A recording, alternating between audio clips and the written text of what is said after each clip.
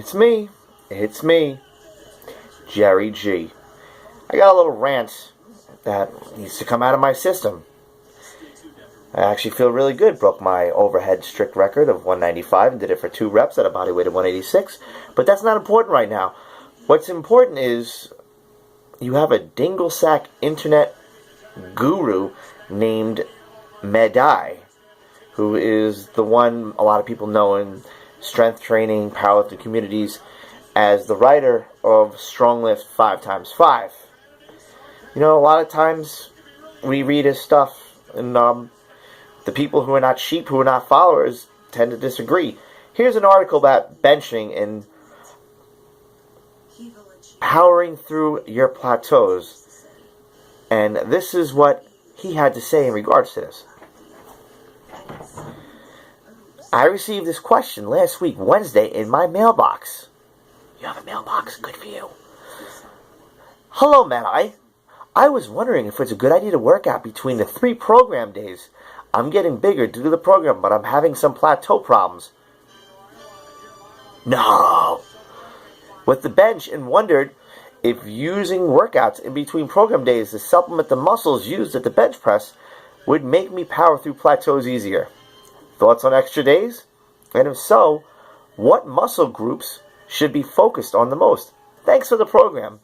I'm not going to delay. I did the program for 10 to 12 weeks 2 years back, got some good results, but the program is not plateau proof, and eventually you need to do something different and better. But it's not bad for beginners. You just can't do that for your whole life. Anyways, Medhi responded, my thoughts are, don't start adding extra days to focus on the bench press muscle groups, because it's huge but typical mistake to expect your bench press to improve by strengthening the muscle used at the bench.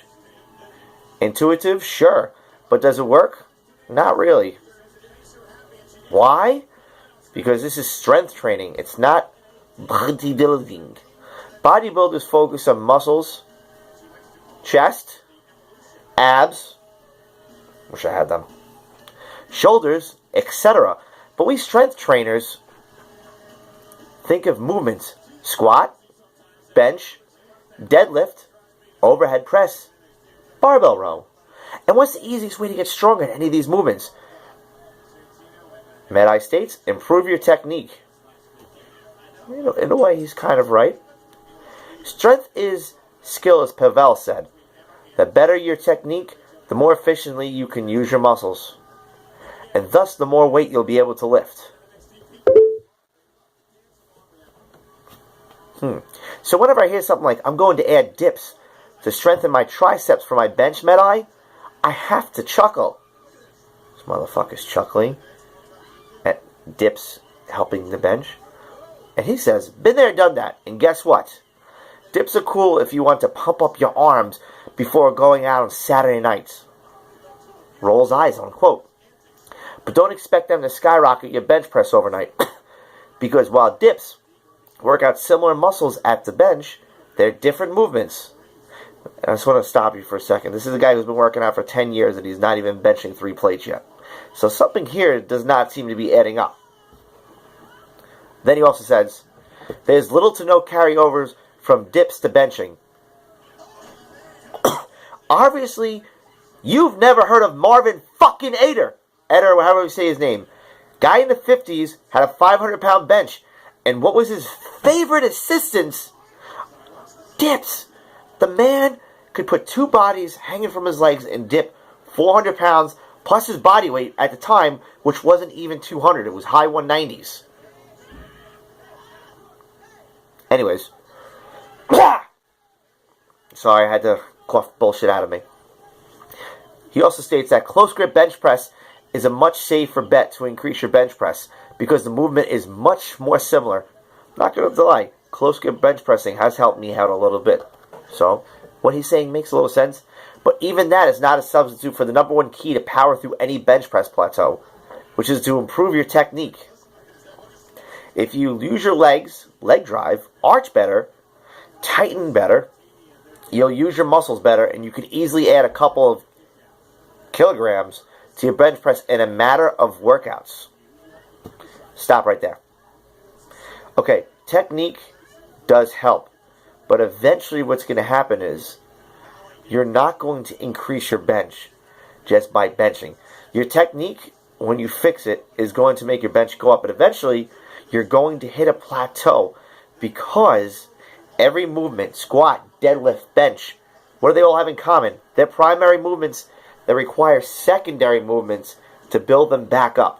So basically, what this dingle sack is saying is you have a 300 horsepower car and you want to get to maybe 120 miles an hour faster. What are you going to do? You're going to time the shifting better. You're going to be more aware of the road. You're going to drive on a smoother surface. Yeah, you'll get to the 120 miles an hour faster, but guess what? At the end of the day, you still have a 300 horsepower fucking car. What's going to make that car faster? Engine accessories. What's going to make your bench better? Accessory work. I'll tell you this. For a while, my bench has been stuck. Watched some videos, and I noticed it's getting stuck over here. So how did I solve that? 2 board, 3 boards, more tricep work, close grips, more dips, more overhead pressing, delt work, which a lot of people neglect and don't realize how much that really helps the bench, especially the overhead fucking pressing. All that is going to help. Obviously, Medhi's never heard of Team Lilybridge. These guys bench once a freaking week. Their benches seem to be always going up. They're the best powerlifting family in the whole world. There it is. It's official. And he states that you just have to bench only. No. If you're listening to this guy, you need to get yourself reevaluated. You are a sheep.